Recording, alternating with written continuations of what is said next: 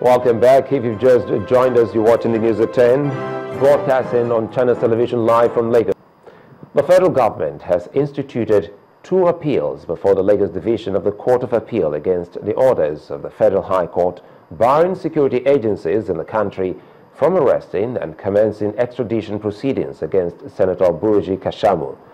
2 judges of the Federal High Court, Justice Okon Abang and Justice Ibrahim Buba, had in separate rulings 2 weeks ago nullified the provisional warrant of arrest obtained by the National Drug Law Enforcement Agency against the senator representing Ogun East. The judges had also restrained the NDLEA from arresting and arraigning Mr. Kashamu in furtherance of moves to extradite him to the United States of America to face charges on drug-related offenses. In one of the appeals, the federal government argued that the court cannot fetter the hands of security or prosecuting agencies in the lawful discharge of their functions. Senior Advocate of Nigeria, Emeka Ngige, who is representing the federal government on the matter, has therefore asked the Federal High Court to stay further proceedings on the matter pending the hearing and determination of the appeals. Counsel to Senator Kashamu Ajibola Oluyede has said that the appeal by the federal government is yet to be served on him and is merely contrived to detract from the case of contempt of court by the NDLEA. Gunmen have killed at least 10 people at Katsak village in Jamar local government area of the state, as well as 3 others that is in Kaduna state, northwest of Nigeria. The gunmen also injured about 15 persons who are said to be receiving treatment at different hospitals in the state. An eyewitness says that the gunmen stormed Katsak village while they were celebrating an annual cultural festival at about 9 p.m. yesterday and opened fire on them. Our correspondent says that although the identity and mission of the gunmen are yet to be ascertained, the latest attacks have created tension in the villages as the indigents have remained indoors for fear of further attacks. Meanwhile, the state governor, Malam Nasir El-Rufai, has condemned the killings in the 2 local government areas. The governor in a statement expressed shock and condoled with the victims, giving the assurance that the state government will adopt a comprehensive measure to tackle the problem and ensure sustainable peace and security across the state. Hundreds of people have been killed and properties worth millions destroyed in similar attacks in the southern parts of the state within the last 2 years. In order to ensure development of the country, the president is asking Nigerians to accept democracy not only as a system of government, but also as a lifestyle. President Muhammadu Buhari made this appeal when he paid homage to the Emir of Daura, Alhaji Umar Farooq Umar, after attending the Jumat prayer at the low-cost housing mosque in Daura, Katsina State. The president urged those aggrieved after the 2015 elections to seek redress through democratic institutions. He observed that having adopted democracy from Western nations, Nigeria was learning to avoid making mistakes by studying the weaknesses and strength of those nations. According to the president, he decided to contest elections because of his commitment to serve the people and not to be served or to amass wealth. On his part, the Emir of Daura, Alhaji Umar Farooq Umar, said he had known Buhari for his consistency, which had become the hallmark of his integrity. Senate President Dr. Bukola Saraki has assured Nigerians that the current leadership crisis at the National Assembly will be amicably resolved for the growth and progress of the country. He was speaking in Abeokuta, the Ogun State capital, southwest of Nigeria, after a closed-door meeting with former President Olusegun Obasanjo at his residence. Dr. Saraki also told journalists that the leadership of the National Assembly is ready to make the necessary sacrifices in view of the economic situation in the country. Smoothly. Definitely, you'll be rest assured that all that will be behind us very shortly. The situation in the country deserves now that every public servant will almost make sacrifices, and whatever sacrifices is necessary, we will do it, and that is being done at any given time. So be rest assured that definitely we are sensitive, we are aware of the situation in the country, and if we are going to lead, we must lead by example. While the Senate President says legislators will be willing to make sacrifices, his counterpart in the House of Representatives believes this subject can be open to Nigerians for public discussion. The Speaker of the House of Representatives, Yakubu Dogara, told journalists in Jos, the Plateau State capital, that the House will be conducting a legislative needs assessment with competent civil society organizations to chart a way forward. Since the inauguration of the 8th National Assembly, the issue of salaries and allowances of senators and members of the House of Representatives has been on the front burner. Many Nigerians condemn the huge amounts received by the legislators despite the country's dwindling economic fortunes. Here in Jos, the Plateau State capital, the Speaker of the House of Representatives, Honorable Yakubu Dogara, is visiting the governor, and shortly after the meeting, he explains that the salaries of the legislators were fixed by the Revenue Mobilization and Fiscal Allocation Committee, while the allowances are subject to discussion. I do know that our salary is not something that is in the region of 1 million per month, but I know that there are discussions that relates to allowances being paid to members. This is a matter under our watch that we intend to bring to the front burners of national discourse. We have started it. And as soon as we take roots in the House of Representatives, we are conducting a legislative needs assessment. The Speaker also addresses issues of the economy as it affects states owing salaries. I think that this discourse has changed from bailout to some kind of debts being owed to the states by the federal government. And I can't say much about the financial position of our country, but all I can say is that our economy at the moment is in a state of unmitigated disaster. Something has to be done. When the 8th National Assembly finally gets to work, many Nigerians will be waiting to see how the lawmakers will help deal with all the issues plaguing the country at this time. The national chairman of the All Progressives Congress says the party is working round the clock to resolve the crisis that has rocked it recently. Chief John Oyegun explained in a statement that the party has reached out to all interested parties and the Nigerians should expect to see a united house when the National Assembly resumes next week. He stated further, quote, "We owe it to our party, our teaming members and supporters, and indeed all Nigerians, to quickly put the unfortunate incidents of the recent past behind us and forge ahead." Meanwhile, the APC chairman has defended the party's national publicity secretary, Alhaji Lai Mohammed, whom he says has been under intense criticism by his compatriots in Kwara State for signing the statement on the APC's reaction to the election of the National Assembly leadership on June 9th. Workers in various states have continued to cry out over unpaid salaries.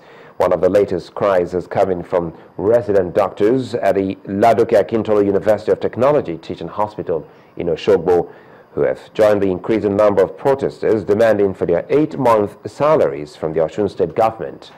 The president of the Association of Resident Doctors in Laotek, Dr. Olaleko Ajayi, says doctors believe the issue can be resolved through dialogue, but nothing has been said or done by the state government.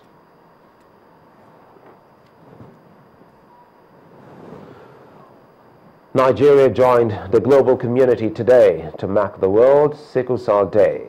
In Lagos, the Sickle Cell Foundation observed a day tagged Sickle Cell Disorder, while those who were there to mark the day with them were members of those suffering with the disorders, and as well as members and families of well-wishers. Our correspondent Mary Alala Yusuf was there and she reports.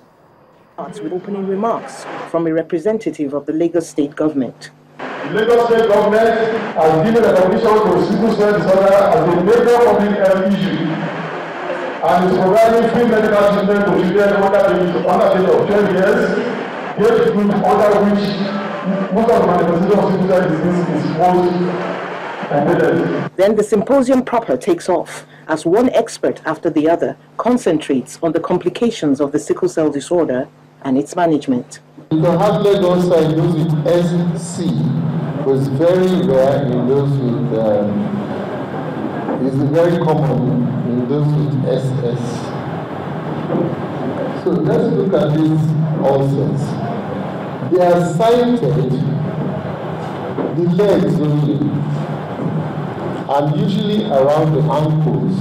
If we look at your blood, we expect it to look round. In fact, that's not looking very round enough, but that's how we expect it. But these are the things you see, they look very much like that picture I showed you. And it's because these things can come together, they will block some vessels in the brain and cause stroke. Thank God, there is now a way of investigating the child. And this way is what most of you will have gone through. By the time children are about 2 years old, we say go and do a scan of the brain, which we call TCT. To improve the clinical management of this disease, just way solution is to turn it out of our hands. We can do that through bone marrow transplantation. And then a moving speech from one who herself is living with the disorder. I promised myself that if I'm supposed to be someone very great one day, which gradually I'm getting there, I was going to do something for myself. I told myself that it must be something I am here on earth to do. That's my dream I'm chasing right now. One might say that the problems of those with the sickle cell disorder are dire, but the experts give the assurance that all these can be managed, and the watchwords are early detection and intervention. Mary Alale Yusuf, Channels Television News.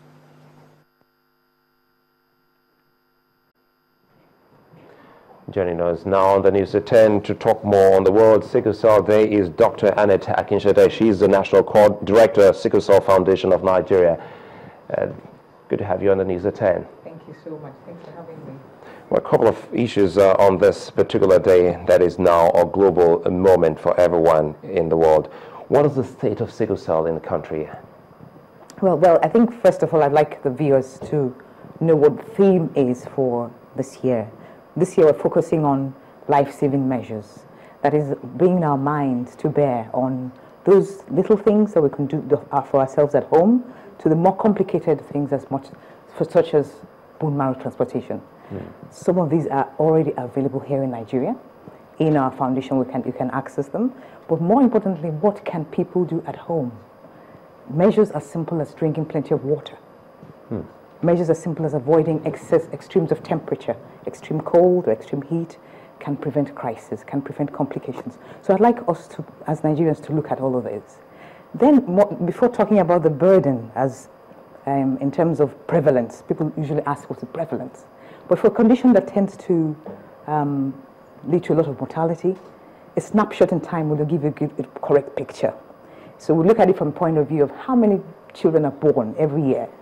In Nigeria, like I told you before we came on air, about 150,000 babies are born every year with sickle cell anemia. And that is the highest anywhere in the world. We're talking about Nigeria now. In Nigeria. So sometimes I tell people that, look, sickle cell is a Nigerian thing. So the more we begin to look at it as our problem, the earlier we do so, the better for us. It would seem as if the awareness is just not enough for us to have a reduction in that rate. It's getting better. Certainly better than 5-10 years before. We were in Ekpe recently over the weekend. Ekpe local government area of Lagos State. It's supposed to be relatively rural. And I tell you, people still think there that sickle cell is abiku, which is what Igbos would call ogbanje, because babies are born and they die. And because it's a genetic condition, it's in the same family, so the next baby may have the same condition and also die. So they believe that this child is coming and going. But those are the myths we'd like to debunk. There are many myths surrounding sickle cell anemia that would like people to know that they're not correct. For instance, they say they don't live beyond the age of 21. You've heard that, haven't you? That is a myth. Like I said before we came on air, we have people who are 65, 70, 80, over 80, who have sickle cell anemia. In other words, it's not a hopeless case. Certainly not. It's not a stroll in the park, mind you. It's not easy to live with sickle cell anemia, but we're getting better. How has the management been with the state, federal government, and even maybe authorities helping to see how they can come in to help those with the disorder? Yes, before I even leave you at all, I would like to say that there's a bill in the House right now that I would like Nigerians to push for. That bill needs to be passed because it's articulating everything from funding to management protocols for sickle cell and everyone's roles of government, roles of hospitals, local governments, state governments at all levels. So that bill will help us put things in place. For instance, addresses also newborn screening. In Nigeria, we have the highest number of babies born anywhere in the world. In the UK, like I was saying before, there's an infinitesimal amount of sickle cell, and yet they carry out newborn screening. To be forewarned is to be forearmed. So if they know very early on that the children have sickle cell, then they can begin to access care early treatment, prompt diagnosis, early treatment. But then again, there has to be supportive healthcare system, which is where I'm a bit worried, quite frankly. Very quickly before we go, what would you be saying to especially families who have those living with the disorder? It is not a hopeless case. It's not a death sentence anymore. And you can access information from our website, www.sicklecellfoundation.com. You can send us an email, info@sicklecell.com. And more importantly, come visit us if you're anywhere around Lagos. We're opposite Luth, Idiaraba in Surulere, Lagos. We have services from genetic counseling, care of complications. There's a stroke prevention unit because children with sickle cell do develop stroke. People find it hard to believe, but it happens. And what we do is just carry out a simple scan, and we're able to put aside those children who are at risk of developing stroke and put them on preventative treatment.